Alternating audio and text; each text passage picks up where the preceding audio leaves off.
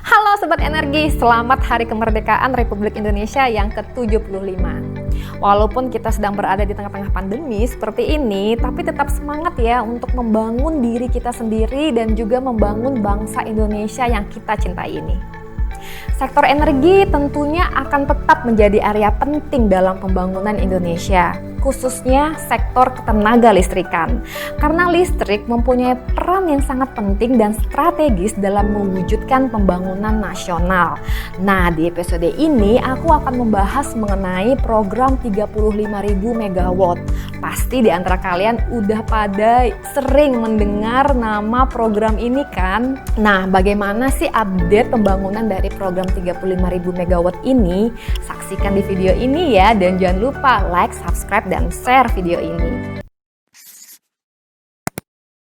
Program 35.000 MW adalah salah satu program utama dari Presiden Jokowi untuk mewujudkan ke-9 agenda nawacitanya. Program ini dibuat dengan semangat untuk melistriki Indonesia dengan membangun fasilitas pembangkit listrik yang tersebar di seluruh Indonesia dengan total kapasitas 35.000 MW. Hal ini demi terciptanya ekonomi Indonesia yang mandiri dan juga ketahanan energi yang kuat. Program ini pertama kali diluncurkan pada 4 Mei 2015 di Bantul, Yogyakarta. Ketika itu Presiden Jokowi sendiri yang melaunching program ini didampingi oleh Menteri Energi dan Sumber Daya Mineral, Menteri BUMN, Direktur Utama PT PLN, dan juga Gubernur Daerah Istimewa Yogyakarta. Lalu kenapa ya 35.000 MW? Kenapa enggak 50.000 atau 20.000 MW? Target pembangunan listrik dengan total kapasitas 35.000 MW ini didasari dengan asumsi pertumbuhan ekonomi Indonesia ketika itu tahun 2015 yang akan tumbuh 5 tahun kemudian sebesar 7 hingga 8%. Sehingga dengan pertumbuhan ekonomi yang sangat tinggi ini, pemerintah melihat bahwa kapasitas pembangkit listrik yang Indonesia miliki saat itu tidak akan cukup untuk memenuhi kebutuhan dari pertumbuhan ekonomi yang sangat tinggi ini. Sebagaimana kita tahu bahwa commonly pertumbuhan ekonomi suatu negara akan diikuti oleh pertumbuhan demand listriknya. Oleh karena itu pemerintah melihat adanya kebutuhan untuk membangun pembangkit tenaga listrik secara masif, yaitu ditetapkanlah program 35.000 MW ini. Program 35.000 MW ini juga diharapkan akan mendatangkan nilai investasi kurang lebih 110 triliun rupiah dan juga jutaan kesempatan tenaga kerja di seluruh Indonesia. Program 35.000 ini cukup kontroversial karena Presiden Jokowi mentargetkan agar pembangunan 35.000 MW ini dapat rampung dalam kurun waktu hanya 5 tahun. Hal ini cukup kontroversial karena sejak Indonesia merdeka hingga tahun 2015, Indonesia baru mampu membangun kapasitas pembangkit listrik dengan total 50.000 MW. Dan ini 35.000 MW dibangun dalam 5 tahun. Tapi di era seperti ini, di era yang modern seperti ini dan juga didukung dengan keringanan-keringanan fasilitas yang diberikan oleh pemerintah, tentunya target Presiden Jokowi ini bisa dikatakan cukup visible. Dan kini tepat 5 tahun sudah program ini diluncurkan, dan tahun ini adalah tahun di mana Presiden Jokowi mentargetkan program 35.000 MW ini selesai. Nah, sejauh mana program ini berjalan? Kita langsung lihat aja yuk data terupdate mengenai progres program 35.000 MW yang dikeluarkan oleh Direktorat Jenderal Ketenagalistrikan, Kementerian Energi dan Sumber Daya Mineral berikut ini. Total kapasitas pembangunan listrik dari program 35.000 MW itu sebenarnya adalah 35.528 MW. Tapi untuk memudahkan diingat dan disebutkan, jadi nama program ini dibulatkan menjadi program 35.000 MW. Target kapasitas sebesar 35,53 GW ini datang dari 397 unit pembangkit listrik dari berbagai jenis pembangkit yang tersebar di seluruh Indonesia. Untuk mempermudah kita mempelajari progres program ini, kita bisa lihat melalui tahap pelaksanaannya, yaitu yang pertama pembangkit listrik yang telah beroperasi, yang kedua yang sedang konstruksi, Yang ketiga, yang telah tanda tangan perjanjian jual beli listrik tapi belum konstruksi. Yang keempat, yang masih dalam tahap pengadaan. Dan yang kelima, tahap perencanaan. Kita bisa lihat di sini, jadi pembangkit listrik yang telah beroperasi dari program ini jumlahnya itu ada 200 unit pembangkit dengan total kapasitas sebesar 8,2 MW atau 23%-nya dari total kapasitas target yang ingin dicapai. Sedangkan yang masih tahap konstruksi cukup banyak, yaitu ada 98 unit pembangkit dengan total kapasitas 19,2 GW atau 54% dari total kapasitas yang ingin dicapai.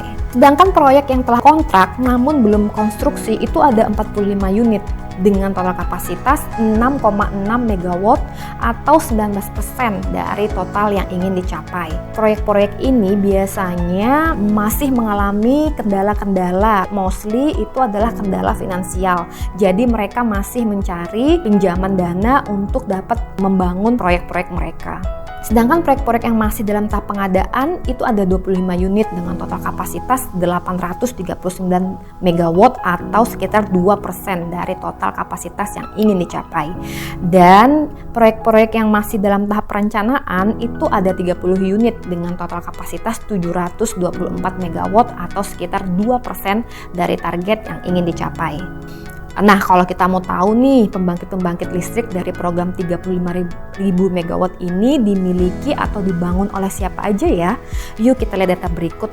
Jadi kepemilikan pembangkit tersebut itu dibagi menjadi dua kelompok. Yang pertama itu adalah PLN dan non-PLN atau kita sebut juga dengan IPP, Independent Power Producers, atau lebih gampangnya lagi pihak swasta.